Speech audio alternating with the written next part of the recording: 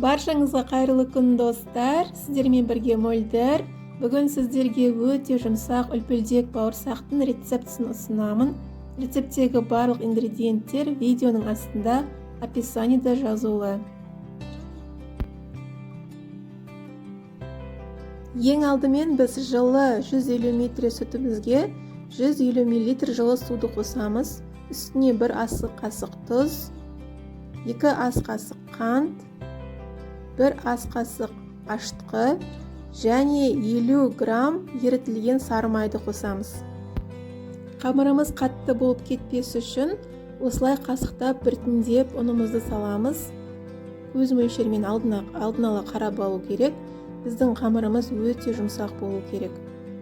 Менде шамамен 500-550 грамм ұн кетті. Қолымызға кішкене сұйық май құйып, бетін тегістеп, қақпағын жауып, 1,5 сағатқа жылы жерге қоямыз. 1,5-2 сағаттан соң біздің қамырымыз дайын болды. Мен қамырды 3 бөлікке бөліп алдым. Қалған 2 бөлігін қайтадан дөңгелектеп ыдысқа салып қойдым, кеуіп кетпес үшін. Қамырымызды кішкене жұқалау етіп жаямыз. Қатты жұқалаудың қажеті жоқ.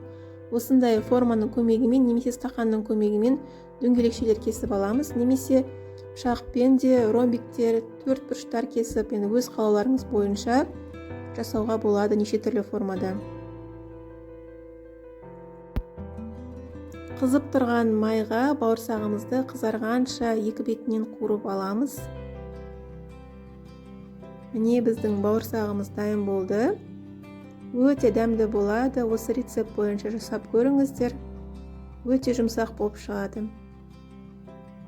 Сіздермен бірге болған Мөлдір. Каналға тіркелуді, лайк басып, комментарий жазуды ұмытпаңыздар.